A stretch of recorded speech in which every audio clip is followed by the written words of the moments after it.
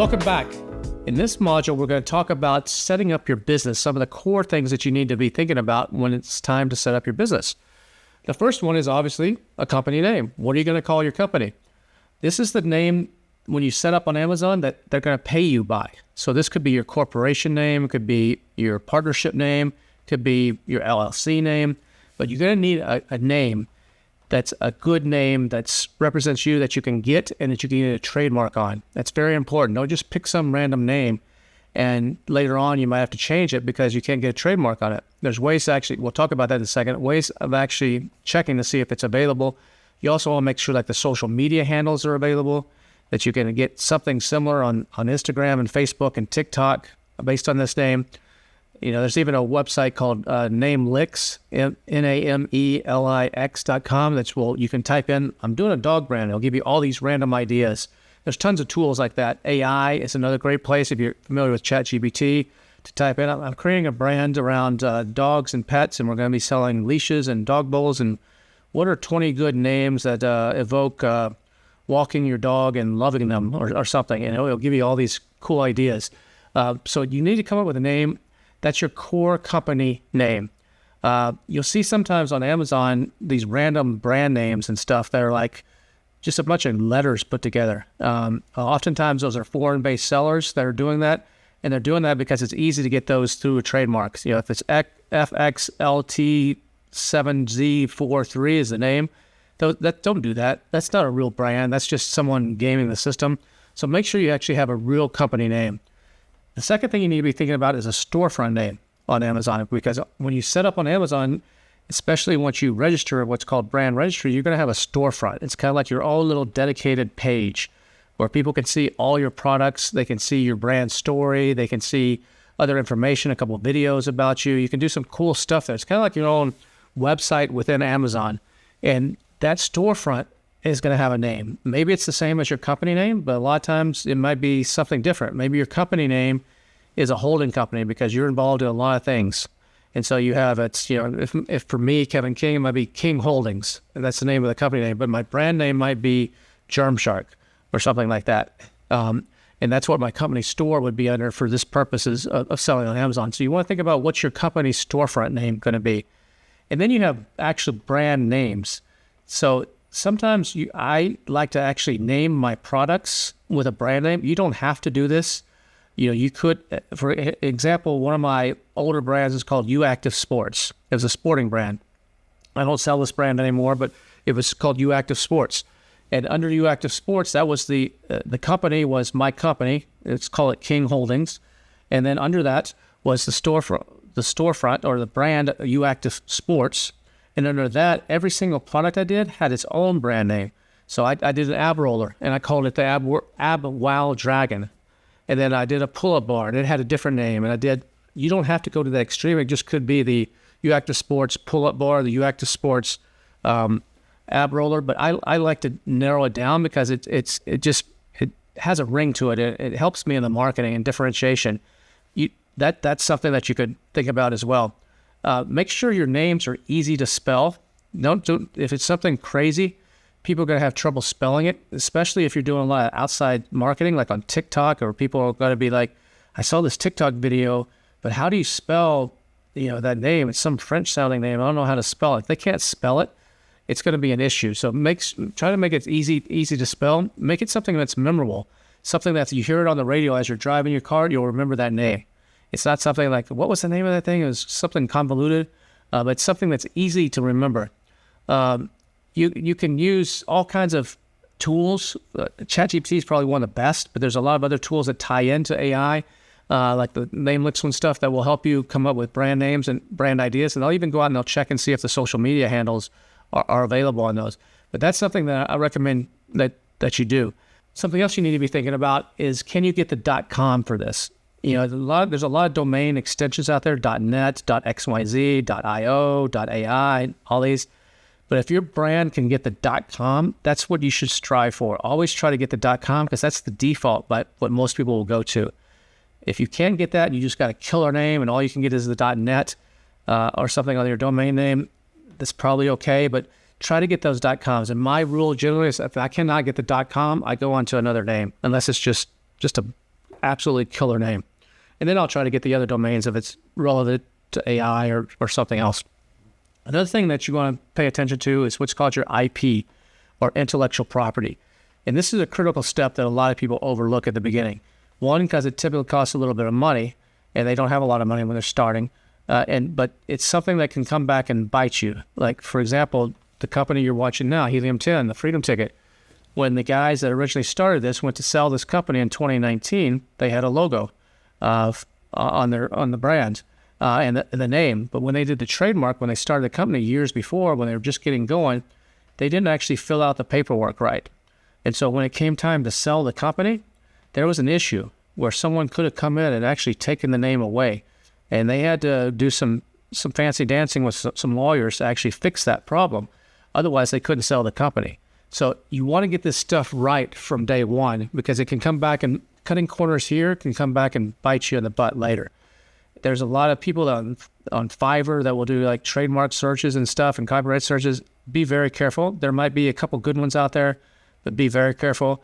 Rich Goldstein, who's going to be speaking in a module coming up, is one of the best when it comes to e-commerce and IP.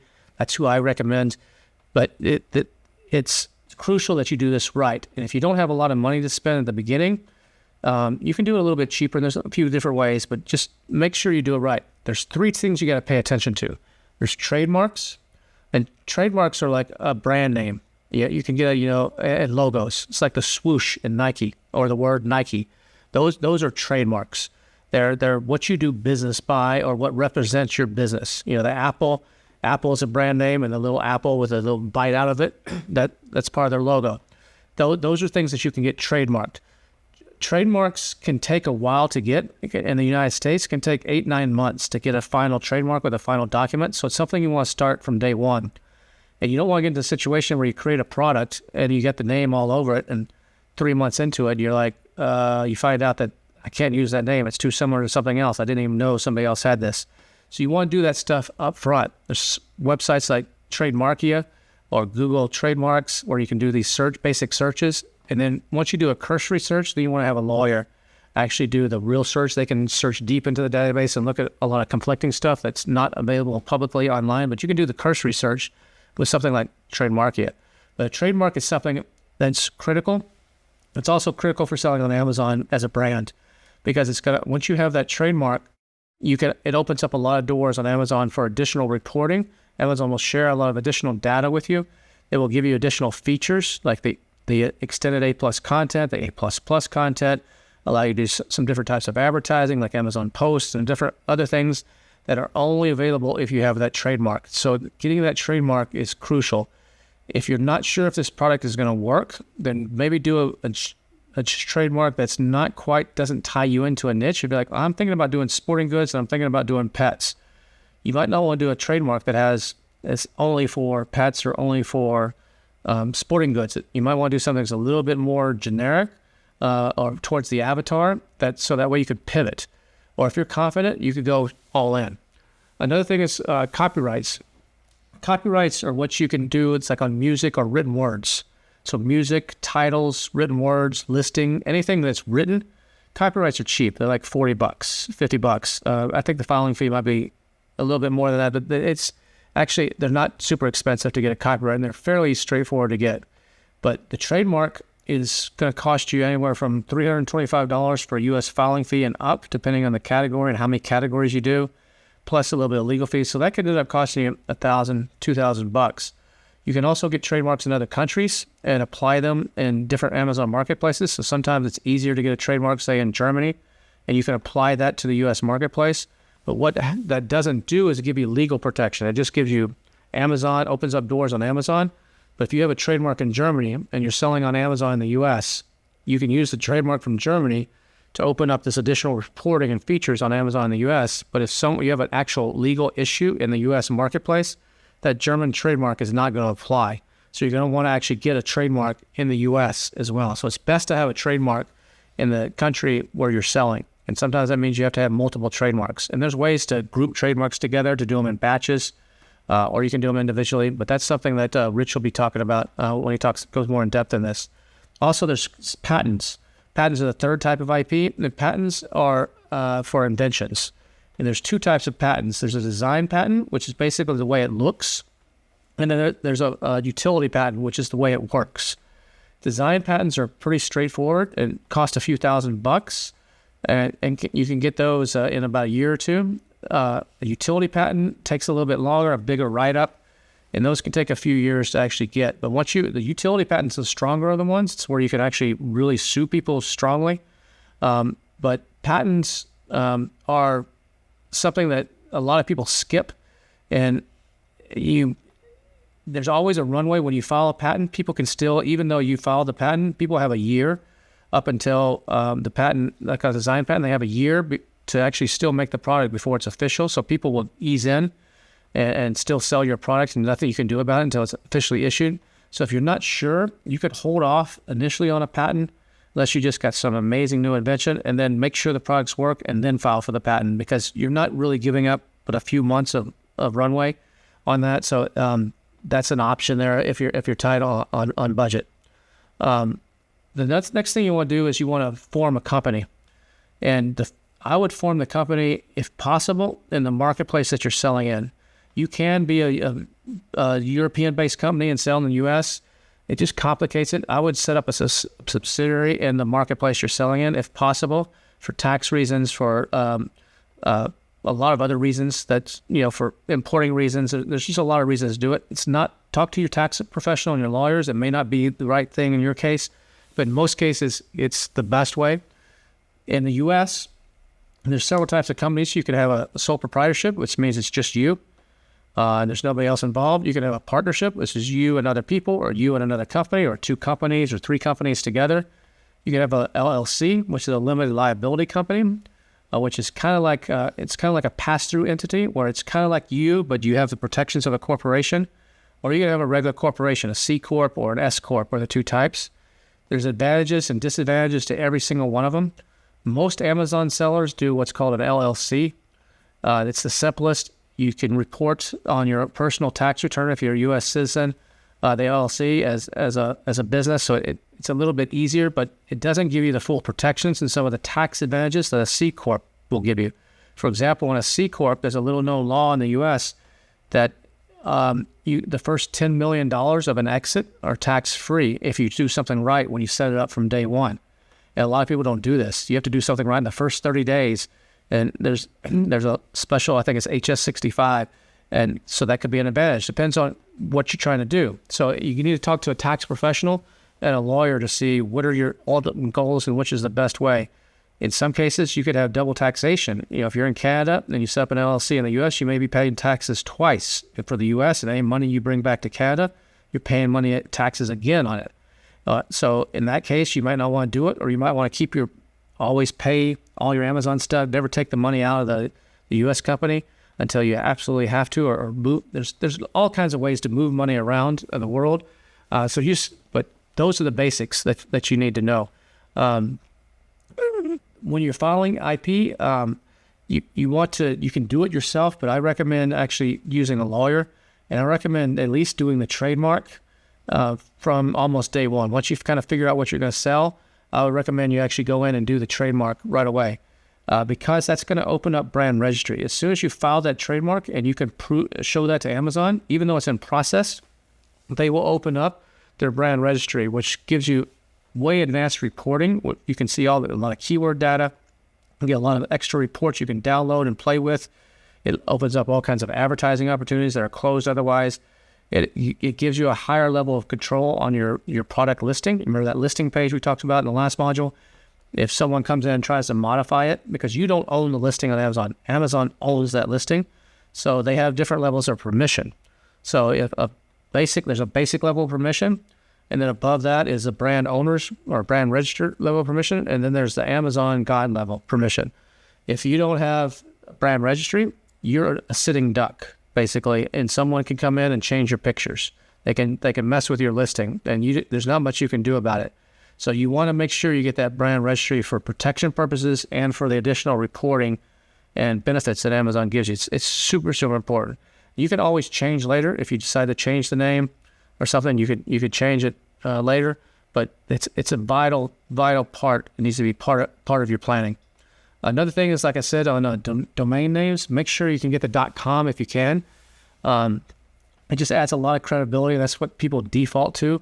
So always try to get the .com if you can. Some people are like, well, what about Kevin, manufacturing most of my products in China? Do I need to get patents and trademarks and stuff in China? The short answer is yes, but a lot of people don't do that in the beginning. You're probably okay in the beginning, just kind of skirting by, but if you're successful, you're going to want to do that. And there's lawyers that will specialize in that. Rich can point you in the direction of some people. But if you're selling in Germany, you might want to get a German specific for Germany, or for Japan. But those are things that require more time and money. So when you're first starting, just do it in the local marketplace. But down the road, you're probably going to want to get it wherever you manufacture as well, just to give you that extra level of protection, because your U.S. patent or trademark does not apply in another marketplace, and vice versa. If you have one in Germany, it doesn't apply legally in the U.S. So if you have legal issues, you're going to have that. You can also copyright your packaging. As people are trying to knock off your packaging or knock off your listing, one of the things you can do is copyright the packaging. It's an easy and affordable way to keep people from messing around with you. So, and you can do that yourself. You don't have to have a lawyer. You can just file a form. You fill it out. It's like a 1-2 page form. And you send it in. Technically in the U.S., copyright occurs from the day you create the product legally. But a lot of times you can't prove that this is the day I created the product. So it's better to file the document and have that. Another important thing you got to be thinking about is insurance. And this is another area that a lot of new sellers skip. There's different types of insurance. There's what's called general liability insurance. And general liability insurance is probably going to cost you $400 to $600 a month. And this usually Amazon will actually ask you for this once you get to $10,000 in sales for 3 months in a row. Sometimes they ask you for it at the get-go, but they're technical, their rule, and this can always change, is 3 months in a row of $10,000 or more, you need to show them that you have general liability insurance. You can get this a lot of places. This is not the same as your homeowner's policy or some other insurance you have. It's a business license insurance. And it covers, usually want $1 million or $2 million policy. It basically covers, if someone in the Amazon warehouse trips and falls on your scooter that you're selling, and they sue you and Amazon, it covers that. Or if the UPS driver has an accident because he tripped over your Amazon box and he tries to sue you, it helps cover some of that. So that's a general cheap one, easy one to get. The second one that most people skip on is what's called product liability. And product liability insurance is if something is wrong with your product. If I eat this product, if I use this product and it burns me, and this hair dryer burns my scalp, that covers you for that. Someone sues you for that. And people will sue for the craziest things. So product liability insurance can be a little bit more expensive. It's adjusted every year based on your sales volume. So it's based on how many dollars you're selling and what you're selling. So the higher risk the product, the more it's going to cost. Those can be anywhere from $600-$800 to as much as $20,000-$30,000. So product liability insurance is not something you want to skimp out on. It's Ashlyn Haddon is going to be talking about that here in a module in a minute, where she'll actually go into detail and show you some case studies and examples of why you really need to actually have this. You don't have to get it from day one, but once you start selling, I would recommend you actually get it. And you can go low the first year. Your sales are going to be next to nothing, so it's probably not going to cost you much the first year, but the next year when they audit you, they'll ask you for some reports or tax reports, and it might go up a little bit. But if you're selling anything that is remotely dangerous, or even if you don't think it is, people will find a reason. And they're either coming after you or they're coming after your company. And so the way you set up the company, the LLC, the corporation, it's called the corporate shield, all that stuff matters. So this is all important stuff. I recommend you actually get with an attorney or a tax professional to set this stuff up properly. It'll cost you a little bit of money in the beginning, but it's the best way. If you can't do this, you just can't afford to do this, just understand you're playing with fire, and you need to do it as soon as you possibly can. The next thing you got to set up is your accounting systems. These are critical. You got to know your numbers. And a lot of people, they just work off an Excel spreadsheet, so they work off a piece of paper or something. But your accounting systems to set up from day one is super important, because how are you going to know what you're doing, if you're making money or not? The number one mistake a lot of people make is they don't set up a separate business account. You need to actually incorporate your company or form your company either in the state that you live in, or some people like to use Wyoming or Delaware or Nevada. There's states that have different advantages. Wyoming is another really popular one. It's a company called Wyoming Agents. They're popular because of their privacy. So a lot of people might set up in Wyoming. So you can go to wyomingagents.com and set something up pretty cheap, or you can do it in your local state, depending on what you want to do. But you want to set up that company, and then you want to take those documents down to the bank and set up a separate bank account for that business. Don't mix this with your personal stuff. Set up a separate debit card and a separate credit card that's completely separate from your personal finances. Don't be using your personal credit card to pay your Amazon bills or anything. Get this set up properly so that everything is separate. You don't have any issues with the IRS down the road. When you go to sell the company, everything is clean, and keep it as clean as possible. You want to set up QuickBooks Pro or Xero. Those are professional accounting programs. Now, Helium 10's got some stuff in it, and there's some other tools out there. Those are great for snapshots or just seeing general ideas, but they're not true accounting software. So those are cool. Like Helium 10 Profits is cool to use and gives you some ideas, and you can see a lot of numbers and stuff in there, but it's not a true piece of accounting software. You'll need QuickBooks Pro or Xero to actually do your final reports. And you can import stuff from Amazon straight into those. There's tools like A2X, and some of them do it directly, where you can just import all your Amazon reports. You don't have to be retyping everything. That will really make this streamlined for you. You're also going to want to get what's called an EIN, or Employee Identification Number, from the IRS. It's free to get. Usually you can just call, or you can go to the website and they'll sign you one pretty quickly. For some reason, they don't do it 24 hours a day. You got to do it like during business hours, some weird reason, I guess for security. But you'll need that number. You're going to need that number to import stuff into the United States. You're going to need that to file your taxes. But that'll be a separate number from a Social Security number. It's a business ID number. And you're going to need that. You're going to need that to set up your account on Amazon. Once you've opened your bank accounts and got everything set up, then you're good to go. Leak everything where it's appropriate and start using that. Fund the money in there. And you might want to consider at some point, you may not need this initially, but if you don't like doing books yourself, or you just hate math or checkbooks and all that stuff, you could hire a company that could do this. There's companies like CapForge. There's plenty of them in the Amazon space that will do all this bookkeeping for you.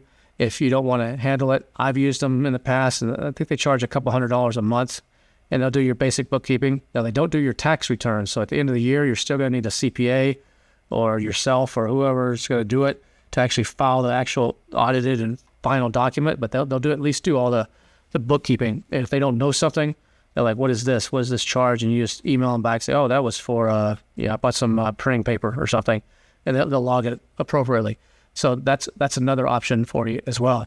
Make sure you track all your startup costs, every little penny you spend, every little software you buy, every little sample you get, the logo design, all those kind of things. When it comes to logo design or product packaging, places like Fiverr, Fiverr,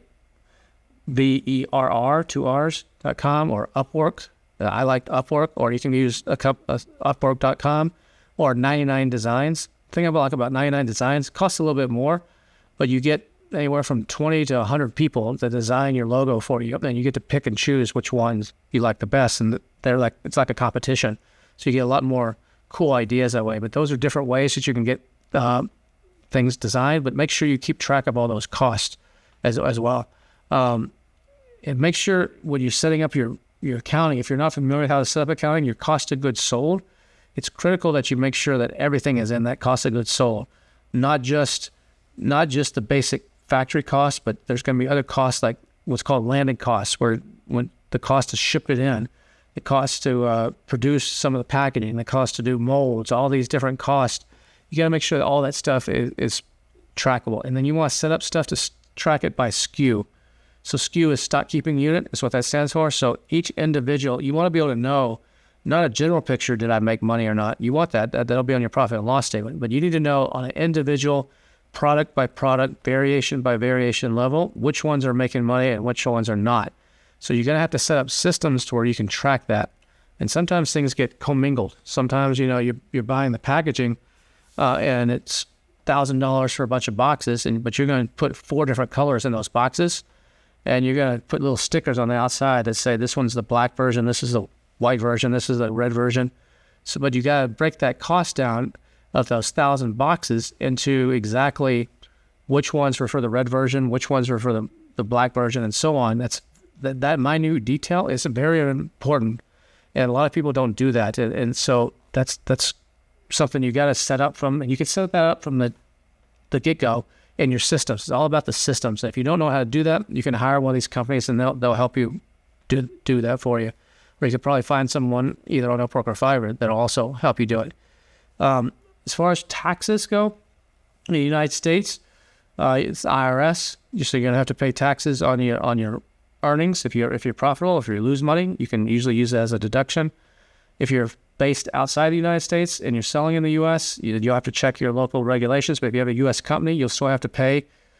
Taking money out of the U.S., sometimes Amazon will actually withhold money if you're foreign-based. So they withhold money automatically, and then you got to kind of prove to get it back. So there's a whole bunch of different rules that we're not going to go into here, but check with the accounting professionals on that. But as far as sales tax and the state-by-state level, Amazon collects that. So there's, I think, 45 of the 50 states in the U.S. collect tax, and Amazon will collect that on your behalf and pay it to the government. So you don't have to worry about the tax. Now, if you're on Shopify or you're selling outside of Amazon, you got to collect it and pay it, which complicates things. There's tools like TaxJar and stuff that help you with that. But on Amazon, you don't need to worry about the sales tax. Amazon will collect it and pay it on your behalf. But where it gets confusing is they show it in your sales number. So at the end of the year, and usually by January 31st, you get what's called a 1099. And Amazon will break down. They'll say, this is how much money we paid you. But it's not how much money they paid you. They show how much money you sold. So it can get a little tricky. It can get a little confusing. They'll show this is your total sales, and this is your total disbursements, and this is your tax. So you got to kind of break it out. So if you don't do this right, you might end up paying money on the sales on your taxes, money on the sales tax that Amazon collected. So there's a lot of little things that you got to really pay attention to on that 1099. You also probably want to get a sales tax ID in the state that you sell in. The sales tax ID basically means you're allowed to sell in that state. Any state you have a presence in, like the state you live in or your office is in, or if you have a warehouse that you have employees in another state, you'll need one there too. It's called Nexus. So you'll want to get a tax ID for that. And then when you report your taxes, like I'm in Texas, so I'll report my sales tax, and anything that came through my own website, I pay the tax on. I'll put it on there. But anything that Amazon paid, it's included in my total sales report, but there's a note that says, this was collected by a marketplace. I'm not responsible for this. So that's how you handle that. So to set up your account, we're going to have a demo here from somebody, and look further down in this module. There's a demo from somebody at Helium 10 that's showing you how to actually open up your account and set that up. But basically, you're going to go to sellercentral.amazon.com, and you're going to choose the account type. You could start off with an individual while you're just kind of getting going. It's not going to change a whole lot of things. But once you get selling, you're going to want to switch that to professional, which means you're paying $40 a month. Now, if you set up for the professional and you later don't end up using it, Amazon will usually stop charging you after 3 or 4 months of non-use. Or if they don't, you can oftentimes go back and say, hey, I haven't used this in 7 months. Can you refund me? And they'll refund a bunch of it back. So don't worry too much about that. But professional account is, like I said, is where you want to be. When you set up an account, you're going to probably have to go through a verification process. Usually it requires you submitting some tax documents or a utility statement or a copy of your ID. And then a lot of times Amazon will do a video interview. They'll send you a special little link, and you got to pop on and like hold up your ID next to your face. And just to make sure you're legit. It's called Know Your Customer. It's a new rule. It's the Inform Act. So that's required in the U.S. now. It's to prevent money laundering and stuff. So you have to fill out a few forms that kind of tell them who you are, and they got to make sure that you're legit, not just some scammer.